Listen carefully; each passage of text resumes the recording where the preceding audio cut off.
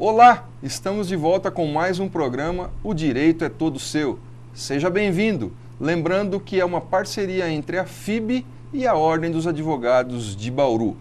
Hoje nós vamos falar do tema Constituição Federal, haja vista que nós temos uma Constituição Federal que completou no último dia 5 de outubro os seus 25 anos de existência. Sem dúvida alguma, este programa de hoje trará a elucidação, várias informações de questões que afligem toda a sociedade, de questões que realmente tratem da convivência bauruense de todo o nosso país, acerca dos direitos que foram inseridos nessa Constituição. A nossa busca hoje aqui será trazer informações, levar informações a você que nos assiste, a você que nos dá a honra deste programa, porque ele é feito todo para você. Hoje, para debater o tema comigo, Dr. Rafael de Almeida, que é coordenador da Comissão de Direito Eleitoral e Fiscalização do Poder Público da OAB de Bauru. Seja bem-vindo, Dr. Rafael. Muito obrigado. Eu que agradeço a oportunidade de estar mais uma vez podendo debater um assunto tão importante como é a Constituição do nosso país. Agradeço a OAB, a FIB, de estar podendo aqui passar um pouquinho desse entendimento que parece ser tão difícil, mas está assim sempre ao alcance de todos. Maravilha. Nós sabemos que a Constituição tem 25 anos, completou seu aniversário há poucos dias. Entretanto, as situações que são ali descritas na nossa Constituição, os direitos que são ali inseridos, muitas vezes passam desconhecidos por nossa população, especificamente a nossa população bauruense.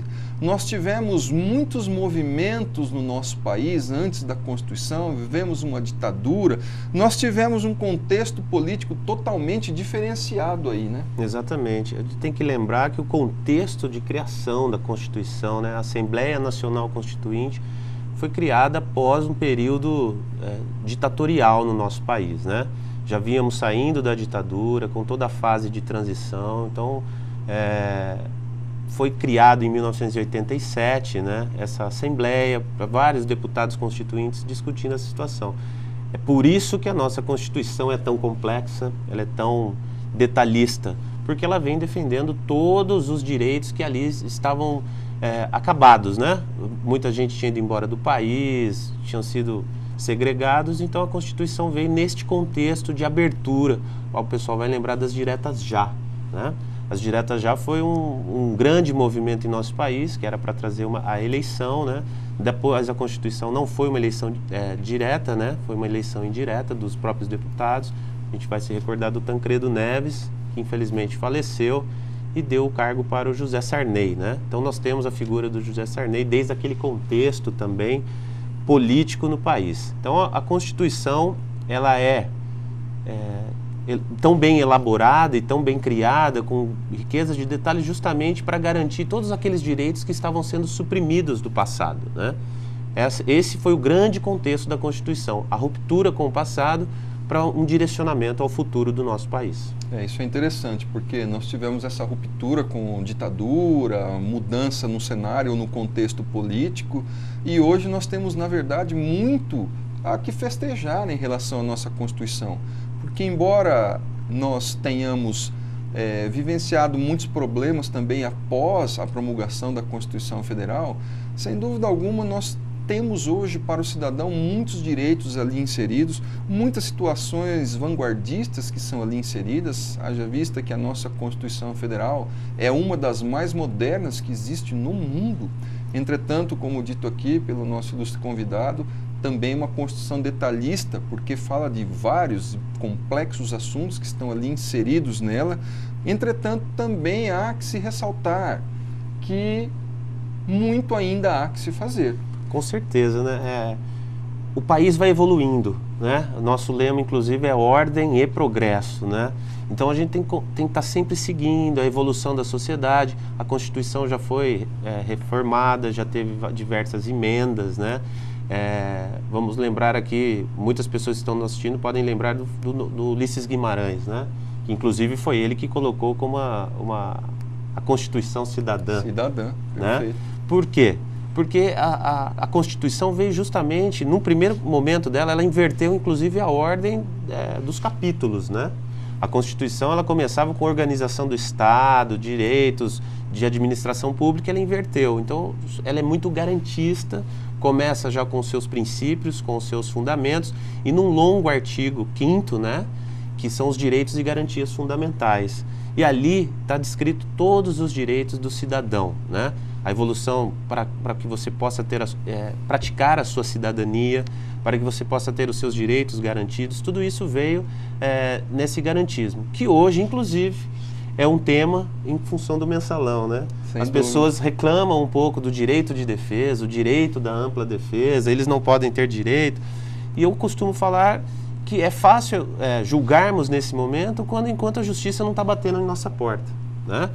A partir do momento que a justiça bate em nossa porta, todos querem o direito de defesa, todos querem o direito de ampla defesa. E por qual motivo isso está inserido na Constituição também, no artigo 5º? Justamente pelo movimento da ditadura, que não dava direitos aos cidadãos, caçavam direitos políticos, levavam à tortura para tirar investigações, e tudo isso veio para garantir. Então ela é uma Constituição cidadã. Ela dá todos os seus direitos, em todos os detalhes. Direito à saúde, como estávamos aqui conversando, há 25 anos não se falava em meio ambiente. E a Constituição já colocou um capítulo ali que todos têm direito ao meio ambiente saudável, né? Vale ressaltar nessa linha de raciocínio aí que a nossa Constituição Federal de 88 é a Constituição que deu mais destaque, que ressaltou mais a questão dos direitos fundamentais. Como se costuma dizer, o cidadão, além dos direitos que tem como cidadão, como pessoa na vida em sociedade, com a nossa Constituição Federal, nós cidadãos, passamos a ter direitos que são fundamentais para a nossa vida com dignidade. Aliás, a dignidade da pessoa humana também vem inserida ali nos tópicos da nossa Constituição. Portanto, diferentemente do que muitos pensam, e nós ouvimos aí no dia a dia algumas pessoas dizendo: mas o que eu tenho a ver com essa Constituição? Essa Constituição eu nunca tive vantagem, o que ajuda na minha vida essa Constituição que todo mundo fala e comenta? Na realidade, hoje, só para se ter uma ideia, o Sistema Único de Saúde, o SUS, veio a partir da Constituição Federal de 88. A Constituição tem tudo a ver com o dia a dia da pessoa, os direitos que a pessoa tem, está tudo inserido. Está tudo ali. Detalhado lá. Você disse direito à saúde, né? A criação do SUS. Ali na Constituição 88 que foi criado esse princípio da universalização da saúde. Não temos a saúde que queremos ou que merecemos, mas temos os princípios que, inclusive, se a gente for pensar em países desenvolvidos, como vamos pensar agora aqui nos Estados Unidos, não tem uma área de saúde pública como tem o Brasil. Inclusive, agora o Obama está com greve, com trabalho no setor público. Um dos movimentos no Congresso americano é para ter essa negociação em torno do plano de saúde, né? Os Estados Unidos não tem, é só plano privado, e o Obama tentando seguir uma linha, não sei se brasileira ainda, mas com um fundamento desse trazendo. Vamos lembrar, direito à saúde, hoje, o que eu tenho a ver com essa Constituição? O direito à saúde te garante a você o acesso aos remédios através das ações de medicamentos gratuitamente. Aquele plano de saúde que não cobre determinado tratamento, entrando na justiça, é o que te garante que aquele plano cubra o seu tratamento de câncer ou uma doença mais grave, né? Tudo isso vem que é um dever do Estado prestar essa saúde. Se ele não presta da forma adequada, você deve recorrer ao Poder Judiciário em função do seu direito constitucional de saúde. Isso mesmo. E uma outra situação também, porque na verdade são tantas situações, tantas questões inerentes à Constituição interessantes, que se nós fôssemos falar sobre cada uma delas, nós precisaríamos fazer um programa de 1 ano aqui para debater. Então nós estamos tentando focar as novidades, vamos dizer assim, que à época, quando ela foi promulgada, existiu. Uma situação que temos que lembrar também é que hoje o cidadão ele tem aí na sua vanguarda o Ministério Público. O Ministério Público ganhou uma força muito grande a partir da Constituição Federal de 1988.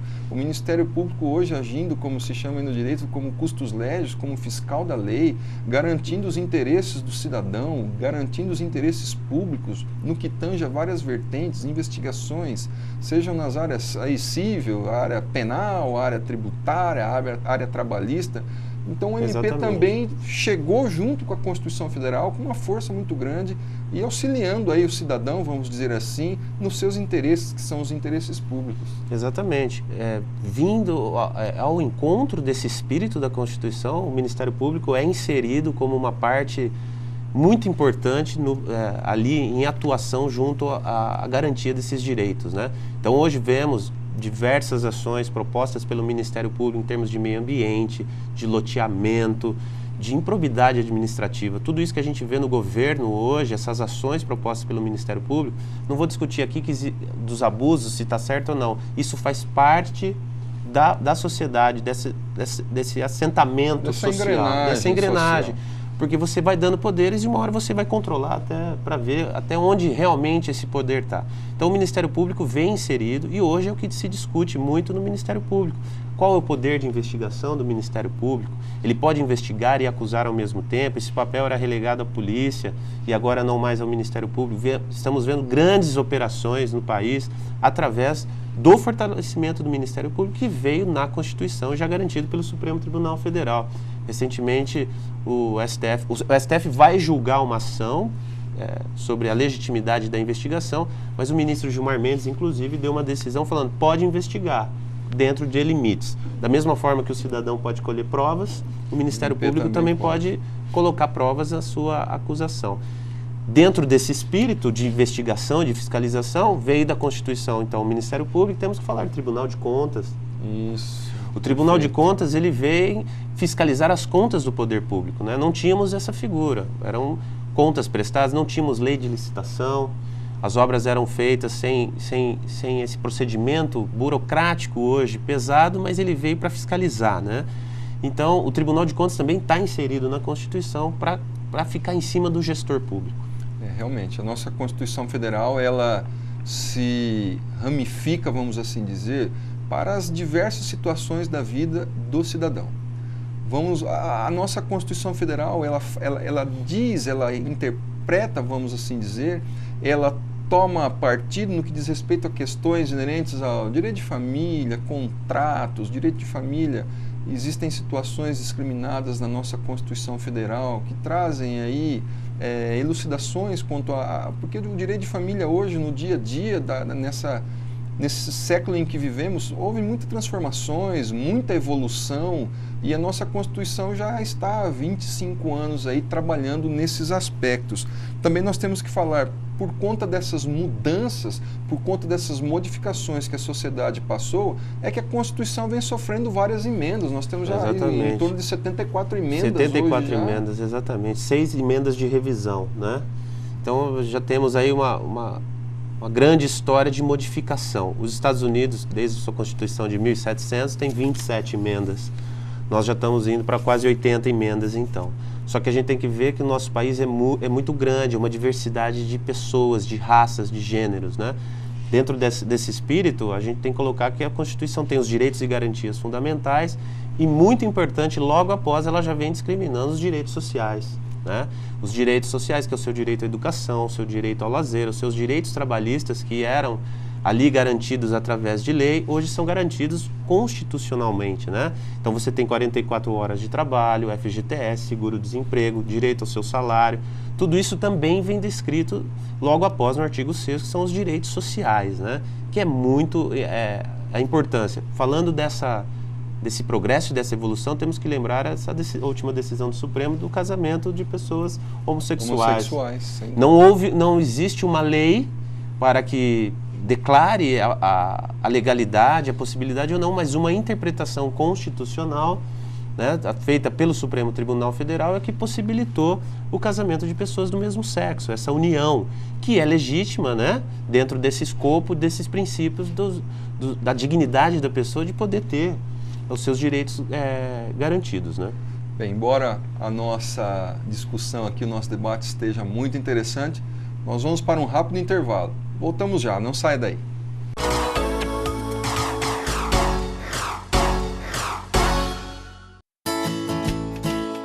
Sabe, tem que pesquisar muito antes de tomar uma decisão, pois não é qualquer coisa, né? É futuro, carreira. E meu avô sempre dizia, quando a gente trabalha numa profissão que a gente realmente gosta, nem sente que é trabalho. Entra!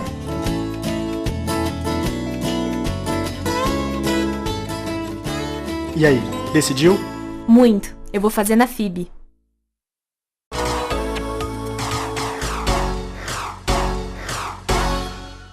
Hoje estamos aqui discutindo, debatendo questões que digam respeito à nossa Constituição Federal, haja vista os 25 anos que ela completou. E hoje, para debater comigo esse tema, esses direitos que são inerentes à população, está aqui ao meu lado o Dr. Rafael de Almeida, que é coordenador da Comissão de Direito Eleitoral e Fiscalização dos Atos do Poder Público da OAB aqui de Bauru. Como nós havíamos já debatido no bloco anterior, nós temos aí a Constituição Federal que trouxe, que alavancou uma série de direitos, uma série de situações diferentes, depois de passarmos por uma ditadura, um contexto político totalmente diferenciado. E hoje vem à baila a questão do mensalão, que por incrível que pareça tem tudo a ver, está intimamente ligado com o nosso direito constitucional, está intimamente ligado com a nossa Constituição Federal. Haja vista que o STF, o Supremo Tribunal Federal, ele que é tido como o guardião da Constituição Federal, ele é o intérprete final desta Constituição. Ele é que vai dar a última palavra acerca de temas, discussões, debates que digam respeito à nossa Constituição Federal. É esse o papel que o STF hoje desenvolve em face da nossa Constituição. Exatamente. O Supremo Tribunal Federal, originariamente, é para definir somente questões constitucionais, né? Como que um processo penal foi parar no Supremo para essa discussão? Primeiro, a gente tem todas as regras intermediárias ligando um processo que começa aqui no nosso município para parar lá no Supremo Tribunal Federal. E ali temos a questão da prerrogativa de foro, né? Prerrogativa de função, até onde isso é legítimo ou não. E aí a gente revisita novamente os debates sobre o papel do STF dentro do Poder Judiciário. Quais são as funções do Supremo Tribunal Federal? Então a gente hoje ouve falar, cada ministro julga 2.000 processos por ano, 3.000 processos, enquanto nos Estados Unidos é 200 processos, né? São 200 processos. Esse papel do Supremo vem efetivamente agora só para a interpretação da Constituição, né? É a única coisa que ele vai legitimamente fazer. Acredito, inclusive, que depois desse julgamento do mensalão, algumas regras de foro vão mudar para tirar. A gente vê hoje, a única pauta do Supremo Tribunal Federal é a discussão do mensalão, que ainda vai ter muita coisa, muita água ainda vai rolar, né? O Supremo Tribunal Federal, já discutindo o seu papel constitucional dentro das garantias dos direitos da população, editou algumas regras, né? Temos que falar da repercussão geral. Hoje não é mais qualquer recurso, então, que pode ser aceito. Isso não estava originariamente na Constituição. Você tinha o legítimo direito de chegar até o Supremo e discutir algumas questões constitucionais do seu interesse, né? Hoje não é mais assim. Tem uma regra da repercussão geral e ainda temos as súmulas vinculantes. As súmulas que vieram balizar determinados assuntos que já são julgados e todos são obrigados a cumprir aquela decisão. Uma briga de engessamento, de juiz, agora eu não posso mais decidir dessa forma? Não, não pode, porque o Supremo, que é o guardião maior, né, como foi falado aqui, ele já decidiu que o país tem que seguir determinada forma. A Constituição aí, ela é tida como uma Constituição paternalista. Os doutrinadores, as pessoas que escrevem em face do nosso direito constitucional, assim dizem. Ela é paternalista porque, só para se ter uma ideia, somente 10 países no mundo auferiram ao cidadão mais direitos do que a nossa. Você pega todo o planeta, nós temos no mundo todo somente 10 países que auferiram direitos na Constituição acima do nosso país. Também a nossa Constituição ela é tida como uma Constituição prolixa, porque, como nós dissemos aqui, estamos discutindo, ela é uma carta, ela assim chamada Carta Magna, Carta da República, que ela infere, ela traz no seu bojo, ela traz muitos direitos, praticamente todos. Por isso que casa uma Constituição prolixa e, ao mesmo tempo, paternalista. E hoje nós também, há tempos, nós estamos verificando a questão do Poder Executivo e o surgimento das medidas provisórias. Exatamente. A medida provisória, para quem não sabe, é um poder otorgado aí ao chefe de governo, né? No caso hoje só o presidente da República, que pode editar medidas provisórias para governar, não precisa passar por todo o processo legislativo. E é interessante, a gente volta agora falando de contexto, né? Qual o contexto da Constituição, dessa origem da Constituição de 88? Naquela época se discutia, inclusive em nosso país, a forma de governo, presidencialismo ou parlamentarismo, né? Ficava essa dúvida, vamos para o lado presidencialista, que é hoje a figura do presidente, ou a figura parlamentarista, que é a figura dos países europeus, né? A gente tem um primeiro-ministro, que é chefe de Estado e chefe de governo. E a medida provisória era originariamente para o parlamentarismo. Como caiu o parlamentarismo, eles não mudaram a medida provisória. A medida provisória acabou ficando, inclusive, lendo uma entrevista do ex-senador Bernardo Cabral, que ele fez parte dessa Assembleia Nacional Constituinte, ele mesmo fala, esqueceram de tirar as medidas provisórias da Constituição, porque nenhum governo tem, mais do que na ditadura, tem essa possibilidade. Para a gente ter uma ideia, em 8 anos de governo Lula foram quase 400 medidas provisórias, que travam qualquer tipo de manifestação do Congresso em termos de discutir outras leis, né? Olha, aí nessa questão da nossa Constituição, nós temos que ressaltar, já que nós estamos aqui num programa que é realizado dentro da academia, dentro de uma faculdade, a nossa faculdade de Direito aqui da FIB, nós, graças a essa importância que ganhou a Constituição Federal, alguns cursos de Direito, alguns eu digo, reformularam aí as suas metodologias, os seus currículos, como aqui na FIB nós temos o direito constitucional aqui, é amplamente estudado pelos nossos alunos. Só que nós temos uma outra vertente também, nós verificamos alguns cursos pelo país todo que não dão essa ênfase ao direito constitucional, quando na verdade deveria se dar uma ênfase ainda maior a esse direito constitucional, que é tão importante não só para o estudante de direito, mas também é importantíssimo as informações ali contidas, os direitos ali contidos, e também vale dizer e lembrar os deveres que o cidadão está... É importante isso. Está ali vinculado. Geralmente se fala em direitos, né? Meu direito, meu direito, meu direito. Mas também temos os nossos deveres, né? Com a nossa relação na sociedade, com os nossos pares. A Constituição dá os direitos, mas também mostra os seus deveres. Nessa questão curricular, uma opinião pessoal minha mesmo também, teríamos que debater muito mais a Constituição em termos de currículo. Esse programa hoje é formulado para discutir 25 anos da Constituição. A gente não vê programas para discutir 25 anos do Código de Processo Civil, do Código Civil, porque as pessoas também nem falam. Por quê? Porque o Código de Processo Civil, então, ele é alterado a todo momento. São leis esparsas e vai surgir um novo já agora. A Constituição não. A Constituição é o princípio de tudo. Ela é tão importante que se muitos operadores do direito só pudessem ler a Constituição, estaria tranquilo em fazer peças jurídicas e defesas e entrar com ações baseadas na Constituição. Mas mesmo assim não vemos hoje decisões judiciais que citam a Constituição, né? É muito difícil, você vê hoje no plano jurídico todo mundo discutindo, os advogados falando, temos que conseguir levar o recurso para o Supremo, tem que ter pré-questionamento, são tantos requisitos. São requisitos porque o Poder Judiciário não discute a Constituição, a não ser lá em Brasília, no STJ e no STF. Qualquer ação que se postula nas instâncias aqui inferiores de primeiro grau, você não vê um juiz falando assim, a Constituição outorga esse direito e ponto final. Ele vai sempre partir da lei. Mas isso não é uma falha do juiz, isso é uma forma de estudo. Fomos capacitados para estudar processo civil, direito civil. Uma outra coisa que eu acho, hoje, você ainda forma pessoas para litigar, né? Para brigar. Para brigar. O advogado ele é formado assim, vamos entrar com processo. Enquanto hoje você já vê toda uma estrutura administrativa voltando para a conciliação. colocando conciliação, vamos conciliar, você vê diversas manifestações e campanhas televisivas levando o cidadão, levando você a conciliar, vamos conversar ao invés de brigar. A justiça é morosa, não é culpa dela, é porque também quanto mais aumenta o conhecimento, mais direitos vão ser debatidos, né?